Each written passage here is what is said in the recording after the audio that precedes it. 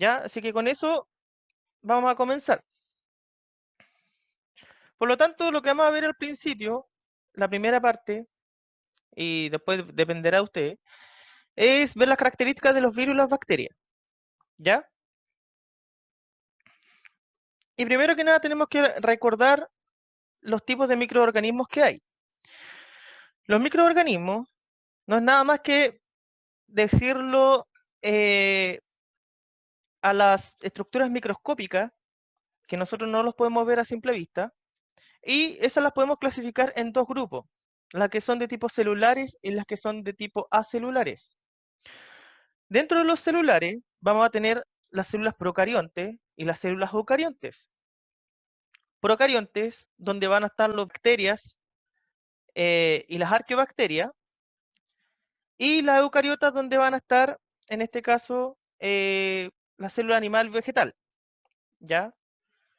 Y acelulares, aquí es donde vamos a tener los virus o virión, que significa virus verdadero. Vamos a tener los viroides, ¿ya? Que en este caso es un virus más pequeño y que tiene otras características. Virus satélite, que no es nada más que un virus que necesita de otro virus para poder sobrevivir. Y los priones, que son proteínas mal plegadas y que se transforman en proteínas infecciosas. Vamos a comenzar hablando un poquito de los procariontes, lo que son las bacterias y las arqueobacterias. Dentro de las bacterias y arqueobacterias vamos a tener organismos que son bastante simples, ¿ya? Pero son agentes patógenos importantes hoy en día y también nos benefician mucho. Tenemos de distintas formas, las que son cocos, esporobacteriano, diplococo, estreptococo, estafilococo, bacteria flagelada, espirilo, bacilo, vibriones, o sea, tenemos de distintas formas. Pero la estructura en común siempre va a ser bastante sencilla. Una pared celular, un citoplasma, ribosoma, flagelos, una estructura sexual que se llama pili, ¿ya? Y su material genético ADN. ¿Estas bacterias dónde las podemos encontrar? Las podemos encontrar, por ejemplo, en los sanitarios, en las esponjas que están sucias, en los platos que ustedes dejan después de comer, en los lavamanos que están sucios y limpios también, en sus cepillos dentales, en su placa bacteriana, en la pantalla del celular, cuando tocan una puerta, cuando tocan el mango de una ventana, etcétera, etcétera. Y más importante, son parte de la flora intestinal, nos ayudan también, y lo tenemos de hecho en todas partes del cuerpo, en nuestra cara, en nuestras manos, etcétera, etcétera, etcétera. Sobre todo en esas espinillas que mucho le gusta a las chicas reventarse. Eso es un muy acervorio de bacterias ahí. Si nos vamos adentrando un poquito a la constitución neta de la bacteria, nos vamos a dar cuenta de lo siguiente. Tenemos que las bacterias tienen una pared de peptidoglicano que les sirve para protegerse, ¿ya? Tenemos un mesosoma, ¿Mister? dígame, Disculpe que lo interrumpa. Una consulta. no hay problema. ¿Cuál será la flora intestinal? Consultan aquí en el chat porque algunos tienen dudas. Ya, la flora intestinal no es nada más que el grupo de bacterias que se encuentran en nuestro intestino y nuestro estómago. La función que tienen ellos es ayudar al proceso digestivo, ¿ya? Por ejemplo, cuando por ejemplo comen cosas que, como por ejemplo los porotos, ¿cierto? Ustedes en algún momento se hinchan y liberan gases. Eso quiere decir porque están trabajando nuestras bacterias ahí adentro. Las que producen esos gases son bacterias. ¿ya? Y obviamente que la flora intestinal es muy importante porque nos ayuda a nuestra nutrición. Ya, si nosotros no tuviésemos una flora intestinal, los alimentos nos costaría mucho más degradarlo, e incluso hubiesen alimentos que se quedarían así como medios pegados en nuestro intestino y podrían podrirse y podrían formar una necrosis y un montón de cosas, ¿ya? Por lo tanto, son bastante importantes. Volviendo, decíamos que teníamos una pared de peptidoglicano que burdamente está representado en este esquema. En la parte externa, la que está aquí, tenemos un mesosoma con enzimas oxidativas. Los mesosomas son pliegues que hay de la membrana celular, estos pliegues que están aquí, ¿ya? Por lo general son pliegues en donde las bacterias acumulan, por ejemplo, cloroplastos para la fotosíntesis, o estas enzimas oxidativas para, en este caso, eliminar cosas que están ingresando a ella cuando la están atacando. Tiene una membrana para el intercambio de sustancias, tiene un plásmido material extracromosómico. ¿Qué significa eso? Significa que ellos, aparte del cromosoma o el material genético que necesita para vivir, ella tiene un material genético extra, ¿ya? Que se lo ocupa para compartir con otras bacterias y así hacerse más resistente al medio en el que viven. Tiene un ADN circular y desnudo o nucleoide. Desnudo se le dice porque no está en un núcleo. Las bacterias no tienen un ADN que esté en el núcleo. Tienen ribosomas, todas las células tienen ribosomas, que le ayuda a la creación de proteína. Tienen flagelos, que es una colita, que por lo general le ayuda a impulsarse como especie de látigo. Tiene un pili, que es una unidad que le sirve para, realmente le dicen pili porque se parece a un pelo, ¿ya? Y ese sirve para inyectar material cromosómico entre otras bacterias. Ahora, estas bacterias, eh, hay dos formas bacterianas que son comunes y nosotros las podemos identificar mediante la tinción de Gram. La tinción de Gram fue creada justamente por un caballero de apellido Gram y clasificó estas bacterias según la tinción que tenían, Gram positiva y Gram negativa, ¿ya? ¿Cuál es la diferencia de una bacteria Gram positiva y una de Gram negativa? La composición en este caso de la pared celular de la bacteria. Esa es la gran diferencia y de forma visual cuando uno está haciendo esta tinción, por lo general las Gram positivas se tiñen de un color azul o violeta oscuro, mientras que las Gram negativas se tiñen de un color rosado. Las Gram positivas se tiñen gracias a la capa gruesa de peptidoglicano que tienen, ¿ya? Que es el peptidoglicano, no es nada más que una proteína en conjunto con azúcares, ¿ya? Pero que le da una resistencia notable a esa bacteria. Ese peptidoglicano se une gracias al ácido lipoteicoico a la membrana plasmática normal, ¿ya? Y esa, ¿cierto? La parte de arriba viene siendo la parte de la pared celular y la otra la parte de abajo, la membrana normal de esta bacteria. Ahora, la gram negativa, la diferencia es que tiene primero una membrana externa, después tiene una pequeña capa de peptidoglicano y una membrana interna, ¿ya? Entonces, la composición... Anda, Luciano, ¿por qué?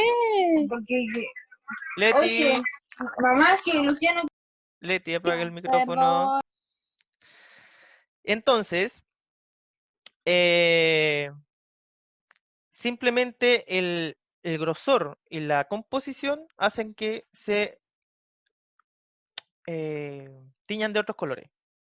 Ahora las bacterias, por lo general hay muchas, gracias a su crecimiento.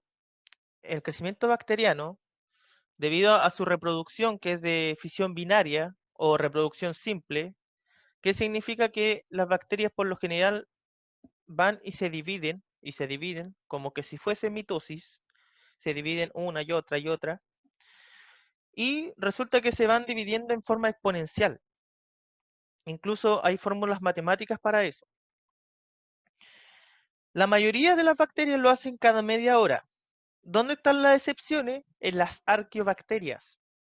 Las arqueobacterias, por ejemplo, las que viven en las zonas de los volcanes, ellas pueden dividirse incluso cada 15 minutos, dependiendo la cantidad de temperatura que tienen. Entre más cálido, menos demora.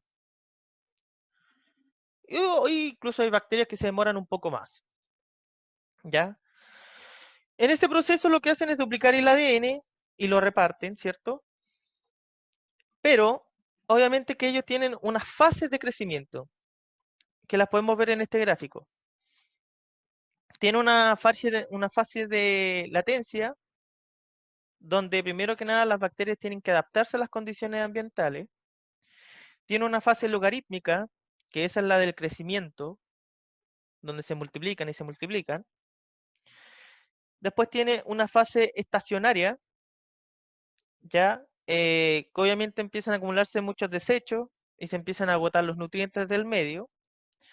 Y si obviamente que si se agota los nutrientes, que es el alimento, se empiezan a morir y empieza a decaer la población. Muchas veces hasta que se extingue.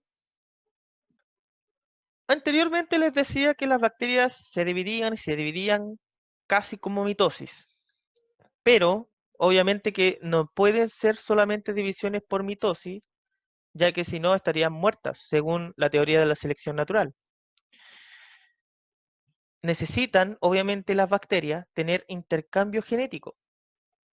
¿Y cómo lo hacen? A través de dos medios. Una conjugación plasmidial o una conjugación cromosomal.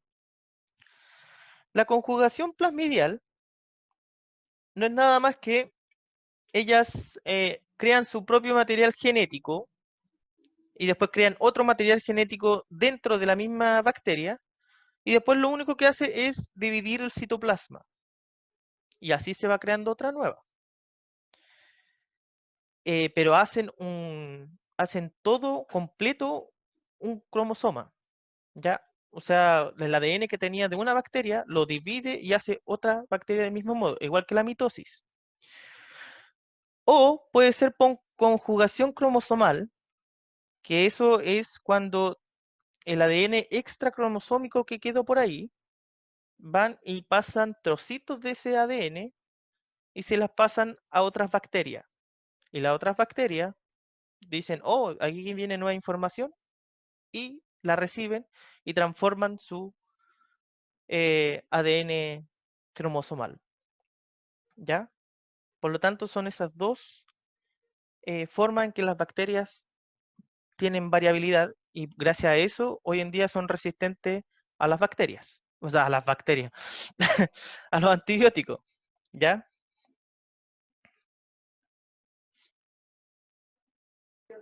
¿Viste una consulta?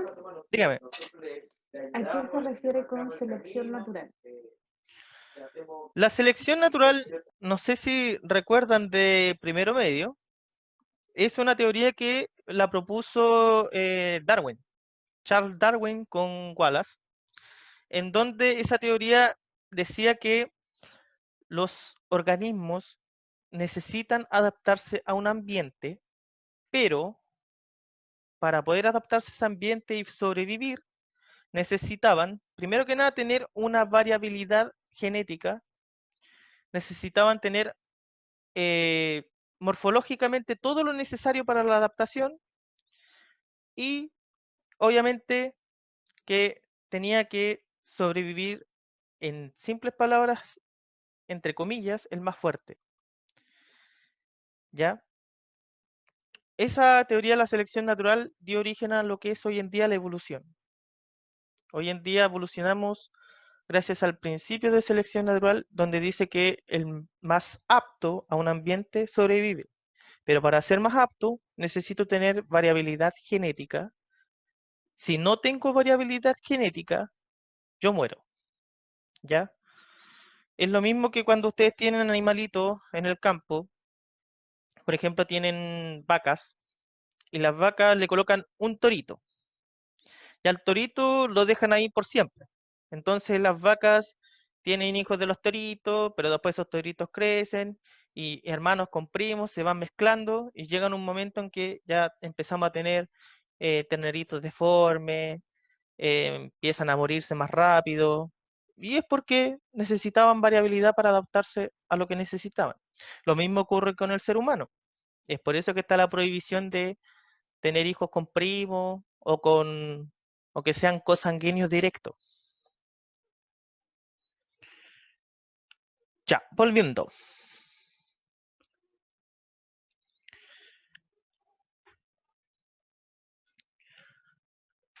Las bacterias hoy en día las necesitamos no solamente para la flora intestinal, sino que también la utilizamos en biotecnología. O sea, podríamos decir que ellas tienen la parte buena y la parte mala. La parte mala, ¿cierto? Es la que nos dan enfermedades, como la bronquitis, por ejemplo, que es gracias a una bacteria. Y de hecho, todas las enfermedades donde ustedes tengan que tomar antibióticos es gracias a una bacteria. Pero tenemos los beneficios, ¿cierto?, en la biotecnología, sobre todo de la gran bacteria Escherichia coli. La Escherichia coli es esa bacteria que cuando aumenta demasiado en tu estómago, te da un dolor de estómago y hay que ir no sé cuántas veces al baño. Esa. Hoy en día la utilizan, ya, por ejemplo, para la producción de insulina. ¿Cómo lo hacen? Lo hacen simplemente sacando insulina y trasplantando esa información a un cromosoma bacteriano. Por ejemplo, sacan insulina de un ser humano, o muchas veces la sacan del cerdo, ¿ya? Y sacan el gen que sirve para crear la insulina. El pedacito de gen que es un trozo de ADN, lo traspasan al plásmido del cromosoma bacteriano.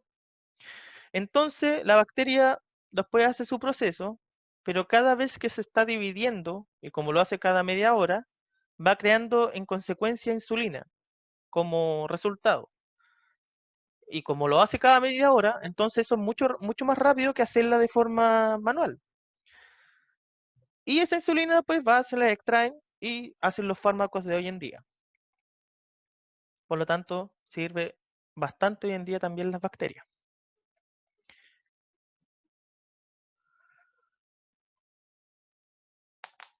Hasta ahora, con la parte de las bacterias, ¿cómo vamos? Que no puedo verla. Bien, Ya, Bien, bien. todo excelente, claro. excelente. Ya, ahora vamos con la otra parte que es acelular, que vamos a hablar de los virus y las bacterias. Los virus. El virus, antes de comenzar, ¿cierto? Antes de todo, hay que recordar que el virus es acelular, significa que no es una célula. Por lo tanto, si no es una célula, no es un ser vivo, ¿ya? Los virus son seres constituidos por ácido nucleico, ADN o ARN. Tienen uno o el otro, ¿ya? Si tienen ADN, se les llaman adenovirus, y si tienen ARN, se les dice retrovirus. Pero en general son virus. Las placas que forman la cápside se llaman capsómeros.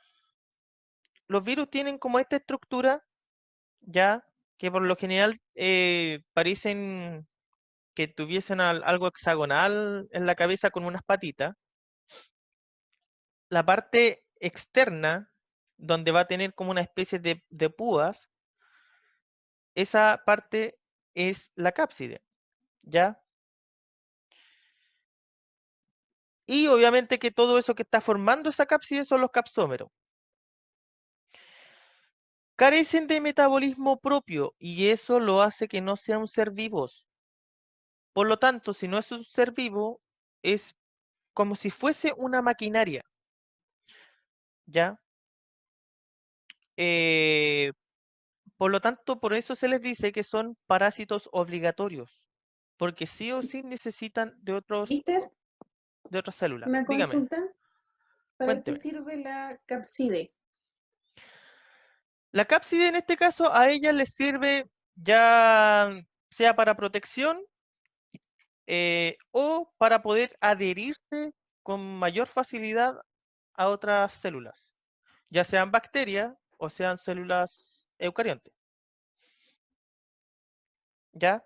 Y por eso que acá en la imagen dice que son cápsides con fibras parecidas a antena, ¿ya? Pero es más que nada eso, la cápside está hecho casi del mismo material que la membrana plasmática, porque de hecho ellos sacan partes de otras células para armarse ellas mismas. Requieren de una célula procarionte o eucarionte para poder reproducirse, lo que le estaba diciendo. Pueden tener solo un ácido nucleico, también lo estaba diciendo previamente. Son capaces de dirigir la síntesis proteica de la célula que infectan para producir los componentes proteicos de sus cápsulas. O sea, quiere decir que para tener proteínas, infectan a la célula, ¿ya? Y sacan de la célula o hacen que la célula haga su trabajo, en otras palabras. Pueden permanecer en estado latente por muchos años y activarse al entrar en contacto con el huésped. Y eso es lo que pasa con muchos virus comunes de hoy en día. Nosotros nacemos, por ejemplo, con el virus prácticamente del el resfriado común, prácticamente con él nacemos. El primer día que ya eres guagüita, tú tienes latente ese virus. Y es por eso que todos los años, cada vez que baja el sistema inmune, se bajan las defensas, nosotros nos enfermamos. Ahora, el virus es bastante simpático para poder reproducirse y obtener más virus. Pero esto se puede resumir en 5 pasos. Primero, un virus lo que hace es fijarse. Los virus, no sé si lo han visto, pero arriba, en la parte superior, tienen una estructura así como una cabecita y abajo tienen como unas patitas. O en el caso que sean redondas, igual tienen como unas puntas. Ellos se fijan primero a una célula, a la superficie, luego tienen un proceso de penetración donde inyectan ADN a la célula, después tienen un proceso de multiplicación donde acá el ADN de esa bacteria se multiplica y se hacen proteínas. Después, como es como una máquina, se empieza a ensamblar con sus partes y cuando ya está listo se libera. Pero esto lo puede hacer de dos formas, mediante un ciclo lítico o mediante un ciclo de vida lisogénico. El ciclo lítico, si ustedes pueden ir fijándose en la imagen, se me trabó la lengua, ¿no? Primero que nada, ¿cierto? Se fija a la membrana celular, ¿ya? Este es el ADN, en este caso del bacteriófago, y este es el ADN de la bacteria. Él inyecta ese ADN y lo pasa a ser parte del ADN de la bacteria, ¿ya? Una vez que es parte de eso, se transforma esto en algo que se llama prófago, ya que no es nada más que el ADN circular de la bacteria junto con el pedacito del ADN que traía el virus. Al transformarse en un prófago, lo que hace es crear proteínas y van creando partes de otros nuevos virus. Por lo tanto, después viene una etapa de ensamblaje donde todas las partes que eran del virus se empiezan a ensamblar y finalmente rompen la membrana celular de la bacteria, ¿ya? Y ahí salen los virus multiplicados y vuelve a otra bacteria. Ahora, el otro ciclo, lo distinto es lo siguiente.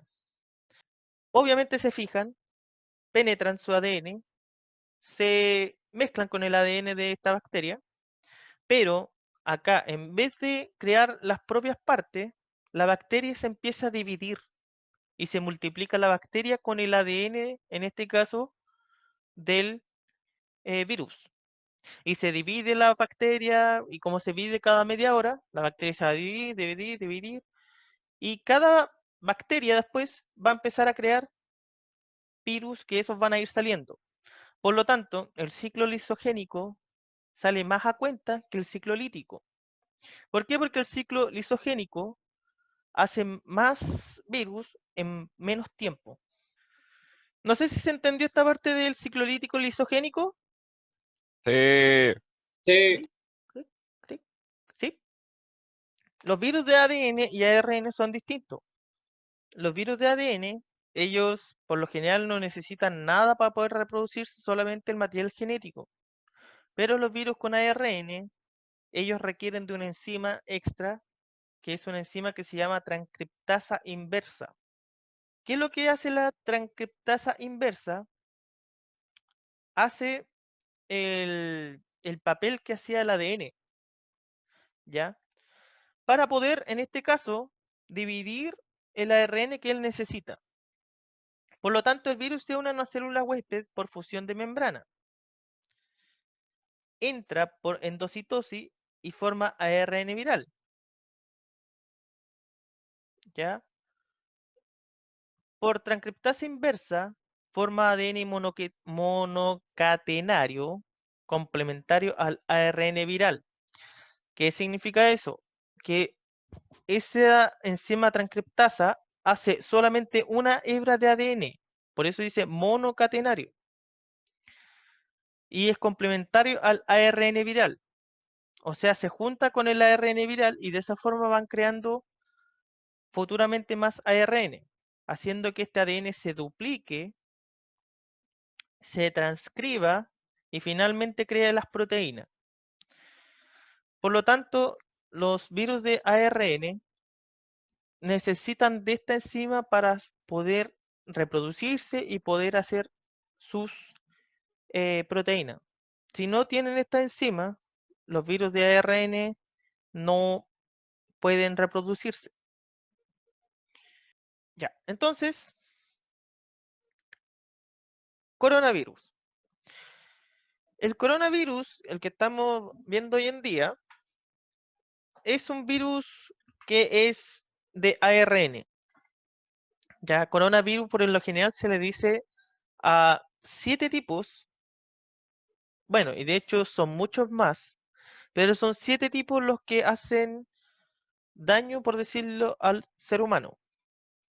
4 de ellos son súper comunes, y de hecho esos son los que elimina el lysoform, que ustedes tienen todos los días. Y por eso que los lysoform hoy en día aparece ahí que desinfectan hasta coronavirus. ¿Ya? Hay 4 de ellos, que es HCOV, y todos tienen esos nombres de HCOV, ¿cierto? Que son nombres técnicos. Estos por lo general en totalidad provocan los rinovirus y son parte de un resfriado común. Acompañan al virus del resfriado común, de hecho. Pero los últimos 3 recientes son estos. Y aquí era donde yo incluso les había dado una tarea de que investigaran del nombre del virus. Entonces todos me decían COVID-19, pero yo les decía, no, ese no es el nombre del virus. El nombre del virus que hoy en día tenemos es el SARS-CoV-2, que es el que causa el COVID-19. Tenemos también el SARS-CoV solito, que es el síndrome respiratorio agudo severo, el MERS-CoV, que es el síndrome respiratorio del Medio Oriente, y el que causa el COVID-19, que es el síndrome respiratorio agudo. Este último se dice que es zoonótico. ¿Qué significa? Que lo obtuvieron los animales y en algún momento los animales lo transmitieron al ser humano.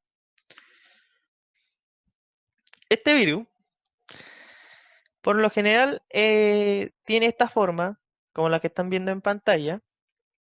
Tiene glicoproteína de la superficie, tiene hemaglutinina esterasa, tiene envoltura de la membrana, proteínas, nucleoproteína, etcétera, etcétera. ¿Qué es lo importante acá? La forma, ¿cierto? Por lo general es un virus que es bastante resistente. Tiene un ARN, que en este caso es de forma circular. Y al tener estas glucoproteínas, estas ayudan bastante a bloquear las comunicaciones celulares de otras bacterias y otras células eucariontes, y gracias a eso es muy contagioso y contagioso muy rápido. Ya, dentro de las características de la enfermedad, por lo general se incuba en 4 o 7 días. Así que, por lo general, los primeros síntomas empiezan a aparecer a los 4 o los 7 días. Muchas otras veces son asintomáticos. Eso también ocurre en muchos virus, no solamente en el COVID. Hoy en día hay bastantes trabajos de investigación y prevención de vacunas. Hoy día en las noticias, no sé si lo habrán visto, pero ya están administrando la vacuna que se hizo en China, la que se hizo en Estados Unidos. Eh, los equipos de la Universidad de Concepción están trabajando en ello también. El antiviral de Japón ya también está siendo probado, pero todavía en una población demasiado pequeña. Y hay muchas vacunas que se están creando, pero todavía falta el proceso de ver si son realmente efectivas o no. Porque incluso hay personas que la han estado inyectando hasta de un algo que prácticamente tenía hipoclorito, que no es nada más que casi un desinfectante que le están inyectando a las personas. Y decían que se estaban salvando, pero resulta que eso les va a provocar otras enfermedades a futuro. Entonces hoy en día se está trabajando en esta vacuna, pero eh, lo que sí está siendo exitoso es las personas que ya han pasado por el coronavirus y ya se volvieron inmunes a esto. Porque ustedes saben que el sistema inmune tiene una memoria y obviamente que cuando yo me infecto de un virus, pasa por todo el proceso de la enfermedad y una vez que yo me recuperé, eh, el cuerpo se vuelve resistente a ese virus. Y de hecho, eh, después ya no me contagio nuevamente del mismo virus. ¿Viste? Ajá. Una duda.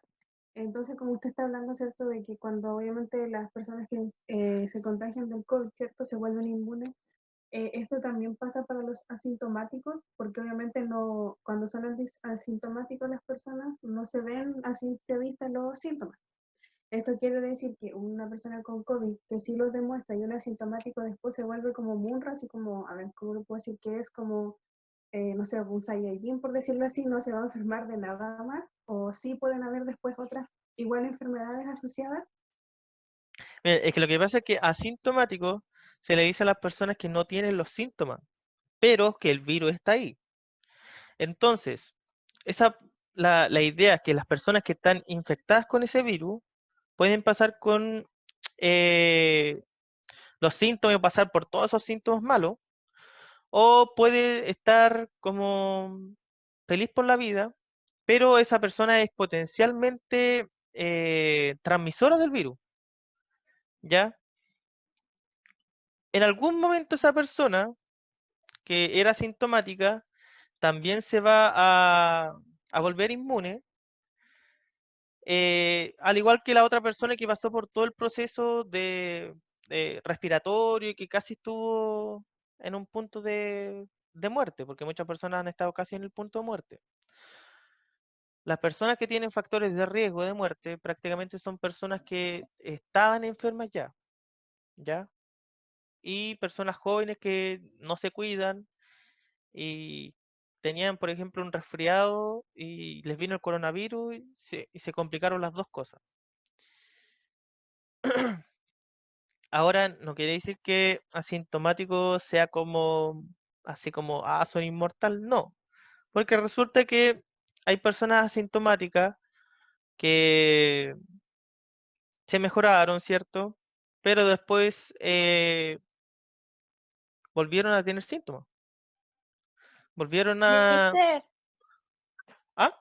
mister, tengo una duda. ¿Por qué si las personas que ya tuvieron el coronavirus después como que los tienen seguidos, como que 3 veces les sale positivo? Por ejemplo, pasó con un jugador de fútbol igual. Sí, de hecho ha pasado con muchas personas que se han infectado, ¿cierto? Pasan por todo el proceso y dicen que terminó la enfermedad y después vuelven a infectarse. Eso más que nada porque al principio el coronavirus estaba siendo bastante mutable. Mutó como 3 o 4 veces, pero ahora ya ha estado bastante estable. Eh, Eso quiere decir que esas personas, el virus que ingresó tenía un pedacito o trozo del ARN distinto al que tenía previo. Entonces se volvió a enfermar. Y eso estaba pasando bastante. Por eso le tenían miedo a este virus. Pero hoy en día ya lo estabilizaron y solamente lo que hay que hacer es cuidarse para que no se siga expandiendo. Para que así en 1 o 2 años más simplemente tengamos que, antes de llegar al invierno, poder inyectarnos y con eso se soluciona el problema. Y no tendríamos este COVID-19. Mister, o sea, es como lo mismo de la influenza, de Es que como lo se, mismo de se es que encontró la vacuna, ¿cierto? Y pasaría lo mismo después con el COVID. te va a pasar exactamente lo mismo a futuro. Esa es la idea. Eh, pero sí, de hecho, con el virus de la influenza tienen bastantes cosas en común. Y de hecho, si ustedes buscan imágenes, son bastante parecidos. Ahora, la sintomatología más habitual para saber si una persona porta este virus o no es fiebre, tos seca, perdón, cansancio. Otros síntomas menos comunes: molestias y dolores, dolor de garganta, diarrea, conjuntivitis, dolor de cabeza, pérdida del sentido del olfato o del gusto, erupciones cutáneas o pérdida del color en los dedos, en las manos o de los pies.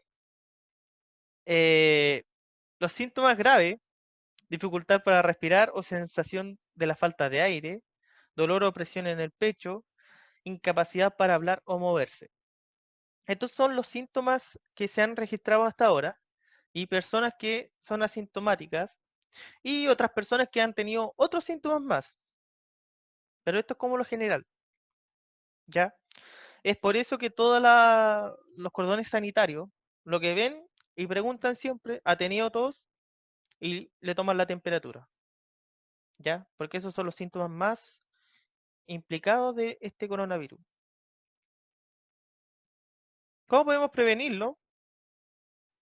Lavándome las manos, mínimo unos 20 segundos con agua y con jabón, y obviamente lavándose bien estas manos, ¿ya? Por lo general uno tiene que lavarse la mano completa, refregándose hacia un lado, hacia el otro, entre medio de los dedos, por arriba, por abajo. En el momento de estornudar o toser, con el antebrazo o con un pañuelo desechable, la mantención de la distancia de 1 metro, evitar tocarse los ojos, la nariz o la boca, sobre todo cuando salen al centro, por ejemplo, a hacer algo y después vuelven. No compartir bombillas, vasos o cubiertos de otras personas. Evitar saludar con la mano o dar besos. Si fue al centro, obviamente que el uso de la mascarilla es obligatorio. Si fueron a comprar cosas al supermercado, desinfectar todo lo que tienen. Y ojalá desinfectarlo con agua con un poco de cloro. El Lisoform no tiene tanta eficiencia. Ayuda, sí, pero no es tan efectivo, porque es para los coronavirus anteriores, no a estos 3 nuevos. Y lo principal es quedarse en casita. Así que tomar estas medidas, muchas veces dicen, pero yo soy joven, no me va a pasar nada, pero resulta que sí le puede pasar algo a su mamá, al papá, al abuelo, al Mister, vecino, etcétera, etcétera. Mister, Dígame. consulta. Aquí preguntan, hay dos consultas. ¿Qué pasa con el agua, con el alcohol? Y la segunda es, Ah, ¿trabaja el Ministerio de Salud? ¿Trabaja en el ¿cómo? Ministerio de Salud? Si yo trabajo No en el que ministerio. trabaja. No, Sebastián. ya. Mm. Miren, no, si yo trabajo en el ministerio. No, ¿dónde voy a trabajar para este Mañalich? No, gracias. Ya. El alcohol también ayuda a eliminar el coronavirus. De hecho, a todos los virus y todas las bacterias. Por eso el alcohol hasta ahora, hoy en día, es bastante efectivo. Y obviamente que los alcoholes geles sí son útiles, pero siempre cuando lo utilicen de forma correcta. Por ejemplo, si yo voy y me desinfecto mis manitos con eso, pero después voy y voy a comprar, a tomar el carrito al supermercado que nunca lo desinfecté, es como súper inútil haber hecho eso anteriormente. Mister, una consulta entonces, entre el alcohol gel y un jabón común para lavarse las manos, ¿qué es más recomendable en este caso? ¿Un jabón cualquiera que pudiera ser hasta el más humilde, hasta el más caro, o el Am- alcohol gel en este caso? Ambas cosas son igual de efectivas. Si yo me lavo las manos con el jabón más malo que tenga, por último, no sé, pues incluso hasta con el jabón Popeye, si me lavo siempre que me lave bien las manos, va a ser sumamente efectivo, al igual que el alcohol gel. Pero el alcohol gel, la idea es que uno lo utilice, por ejemplo, cuando vaya al centro, vaya al supermercado y después de ir a comprar algo, o por ejemplo, cuando uno se sube a un vehículo después de salir de eso, o cuando toca dinero, es más práctico. Esa es la diferencia. Porque no muchas veces tenemos la disponibilidad de tener agua con jabón. En cambio, el alcohol gel es súper práctico. No necesito mojarme toda la mano, sino que me rocío un poco, me froto bien por todos lados y listo. Pero son ambos igual de efectivos. Ahora, ¿por qué la idea de seguir estas indicaciones? Es justamente porque el COVID está en la superficie hartas horitas. Por ejemplo, en el aire puede estar hasta 3 horas y se decía que incluso eran 4, pero ahora las disminuyeron a 3. En el cobre, que es parte del dinero, puede estar hasta 4 horas ahí. En un cartón puede estar 24 horas, porque se adhiere a las paredes celulares de las células muertas que hay ahí. En los plásticos, 72 horas, porque es como que quedan atrapados en este plástico. En acero inoxidable, 72 horas, por la parte química, ¿cierto?, de la composición de la pared. Les gusta quedarse ahí. Mister, Dígame. es que no lo quiero contradecir ni nada por el estilo, pero ayer vi una noticia que decía que la OMS no había comprobado que quedaba como tanto tiempo en superficies. Entonces, no sé, quería preguntarle, Es que en Mister, realidad dicen que no queda mucho tiempo, pero hasta ahora estos datos es como que los comprueban en unas partes de los países, en otras partes de los países, y al final es como que nunca se ponen de acuerdo. Acá en Chile, por lo menos, están comprobando que pasa eso. En otros países dicen que no. Pero ustedes saben que hoy en día estamos viviendo todo este tema político y que ante las dudas yo prefiero quedarme con esta información, ¿ya? ya, ok, Porque, gracias, Mister. porque lo que pasa es que si ustedes empiezan a tomar todo lo que aparece en internet, en las noticias y todo, ustedes día a día se están viendo que se están contradiciendo todos. Por ejemplo, el Ministerio de Salud un día dice, nosotros estamos muy preparados para esto. Al otro mes está diciendo que en realidad no estábamos preparados para esto. La Organización de la Salud dice, este antiviral va a ser el efectivo para el coronavirus. Al mes después, este antiviral en realidad no es muy útil, puede provocar tales y tales cosas, por lo tanto se va a seguir investigando. Y así está toda la información hoy en día. Por lo tanto, ustedes siempre tienen que quedarse con la información que le ayude a tener mayor seguridad para ustedes. ¿Qué más me decían por ahí?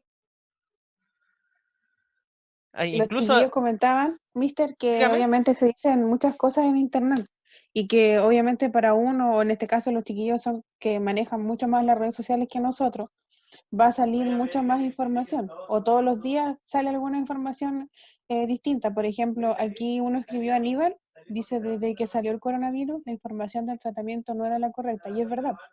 Entonces, todos los días tenemos información, lamentablemente, que uno dice una cosa, otro dice otra, y es complejo. El internet, ¿cierto? Las redes sociales se viralizan muchas cosas. Y sin contar que anda mucha información falsa. Así es también. Anda mucha información falsa con esto del coronavirus. Y es complicado porque uno dice, ¿a quién creerle? Incluso no se puede ni siquiera creer mucho a lo que uno ve en televisión. Y cuando antes era un medio formal. Así que lo que sí, hoy en día, si quieren comenzar a ver bien esto, vayan viendo de muchos sitios y saquen una conclusión general. ¿Ya? Ahora siempre lo que sí está claro es que el virus está en el aire, se pega en las cosas que uno toca. Cuando va al supermercado también están las cosas de ahí. Por lo tanto, tener en cuenta todo eso. ¿Ya? La idea es, ojalá nunca contagiarse de esto.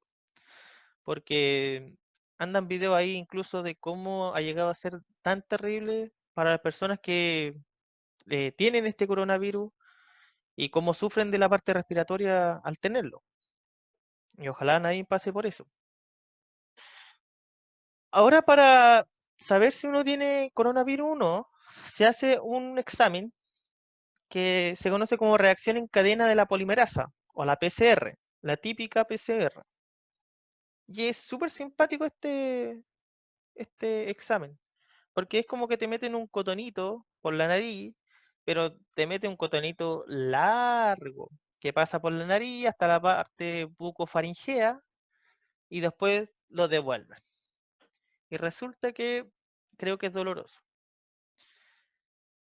Obviamente que eso van y ese permite detectar si hay pedazos de ARN dando vueltas por ahí. Si encuentran ARN, obviamente pasa a ser positivo. Si no encuentran, es negativo. Pero esa persona que quedó negativa, muchas veces esperan un tiempo porque puede llegar a ser un falso negativo. Entonces nuevamente le hacen el mismo proceso y ahí ver si nuevamente salió o no salió. ¿Duda o consulta hasta aquí? No. Ya, entonces vamos a unas preguntas. Miss, diga cualquiera nomás que me responda esto. Ya. A ver, como están algunos muy buenos para hablar por el chat, me imagino que igual van a quedar a hablar ahora con las preguntas. Así que el primero va a ser Aníbal. ¿Qué pasa, Miss? La pregunta que está ahí, ¿la alcanza a ver en la pantalla? La pregunta que dice, No, no puedo ver. No puedo ver las mentiras porque la sí la ven, pregunta pues. dice así, respecto de la pared celular bacteriana, no es acertado decir, dos puntos. A, está formada de peptidoglicano. B, reacciona siempre a la tinción de Gram. D, Sí, pertenecen a... sí. ¿Hoy la C? C, pertenece a grupos característicos y D, ninguna de las anteriores. Oye, ¿verdad? Se comieron la C. ¿Pero cuál de esas es? A, B, D o E. Aníbal, ¿cuál es la respuesta? Estoy pensando, Miss. Ah, ya. Ah, Dice mister. Mm, La respuesta correcta en este caso es la B. Las paredes celulares bacterianas no siempre pueden reaccionar a la tinción de Gram. ¿Ya? ¿De qué depende de que funcione una tinción de Gram o no? Depende de las cantidades de reactivos que se utilizaron. Si los reactivos fueron utilizados de mala forma, la tinción de Gram no va a funcionar. O muchas veces se pueden utilizar bien estos, pero las bacterias pueden tener cantidades inferiores de peptidoglicano y eso hace que no reaccionen correctamente. ¿Ya? Pero casi. Perfecto, mister. Segunda pregunta. ¿Elijo, mister? Elija nomás. Ya, como ya respondió un varón, va a contestar ahora una dama. Bueno. De las damas, tenemos, chiquillos, ya les dije en el chat, si no los voy a bloquear. A ver, señorita Javiera Burgos. Aquí dice, Perfecto. Bioquímicamente hablando, los virus se definen como A, complejos supramoleculares, B, organismos unicelulares, microorganismos, D, agentes patógenos o E, ninguna de las anteriores. La D dice mister. La D, como agentes patógenos. Y la respuesta es, en este caso, incorrecta. ¿Por qué? Porque me está diciendo bioquímicamente. Ninguna. Si me hubiese dicho de forma general, agentes patógenos estaría bien, microorganismos estaría bien, organismos unicelulares también estaría bien. Ah, no, unicelulares no, ahí no. Microorganismos y agentes patógenos sí. Aunque hoy en día microorganismos se está poniendo en duda que se coloquen a los virus como microorganismos. Pero acá me está hablando bioquímicamente, quiere decir de cómo está hecho. Las bacterias, nosotros podemos decir de que no son organismos vivos, sino que son complejos supramoleculares. ¿Ya? Eso es como el concepto que le dan a los virus, ¿ya? Y también a los priones. A los priones les dicen complejos supramoleculares o también les dicen proteínas mal plegadas. La siguiente. Otra pregunta. Ya, vamos a elegir otro varón. Así. Don Cristian Gallardo. Ya, ¿Está por ahí? Cristian. Buena, ¿qué pasa? Ya. ¿Cuál de los siguientes enunciados es falso? A. Los virus se clasifican en el dominio Archaea.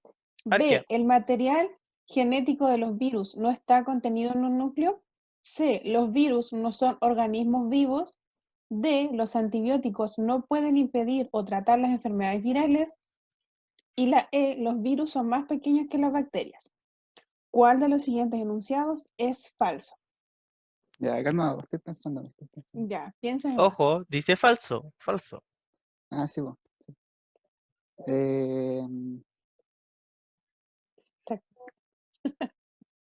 La A. Correctamente. Muy bien, Cucho. La A, ¿por qué? Porque los virus, de hecho, no están en un dominio. Ya, los virus son acelulares. Y los que están en el dominio arquea son las arqueobacterias. Por eso se les dice arquea, arqueobacteria. Y esos son procariontes. Seguimos entonces. Ahora una señorita. A ver, tenemos por aquí.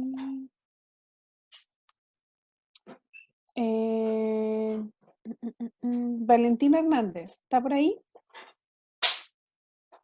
Sí, hola, Miss.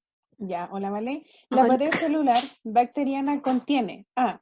Celulosa, B. Almidón, C. Quintina, D. Pectina, E. Peptidoglicano.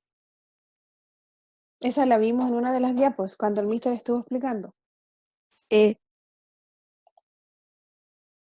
Ups. Oh, no lo Bueno. había puesto, pero era justamente la E. No le puse Peptidoglicano. justamente la E, peptidoglicano. La pared celular de las bacterias contienen este peptidoglicano, pero no apareció la cosita subrayada. La última. Una décima. Ya, y la última pregunta la va a contestar Francisco Obando. ¿Está por ahí? Sí, mi amiguito. Ya. Ah, Un Pancho. virus consiste básicamente en A. RNA o DNA y una cubierta proteica. B. Proteínas y una membrana celular. C. RNA o DNA y enzimas. D. RNA o DNA y una membrana. Y la E. enzimas y una cubierta proteica. Déjeme pensar un poco, espere. La D. La D dijo Mister. Mal, No. está mal. Principalmente están hechos de una cubierta hecha por proteína, ARN y ADN. Y después viene lo que era la membrana. Pero si no tuviesen esta cubierta proteica, no tendrían cómo después adherirse a otras células. Y ARN o ADN, ese es el material genético que sí o sí lo tienen que tener. ¿Ya? Ya, entonces, hasta ahora, ¿dudas, consultas con este tema? Si tienen dudas, aprovechen, chiquillos, alguien. No, profe. No, mister, todo clear. Ya, Alguien miren, había escrito algo en el chat, a ver, lo alcancé a ver. ya, Ah, miren, ¿qué era la, Mister, aquí hay una pregunta, ¿qué era la tinción de Gram? la tinción de Que- Gram sí. es una tinción que ayuda a identificar las bacterias, ¿ya? Y esta tinción, nosotros podemos distinguir bacterias eh, o clasificarlas en Gram positiva y Gram negativa. Las Gram positivas, por lo general, se teñían de un color violeta o azul, y los otros eran un color más rosado. Y eso nosotros, o mejor dicho, a los que estudian medicina y todo eso, le ayuda mucho a identificar grupos de contagios de bacterias. O sea, por ejemplo, las gram negativas son bacterias que hacen tal cosa. Las gram positivas son las que hacen otras cosas. Y eso hoy en día ayuda a distinguir.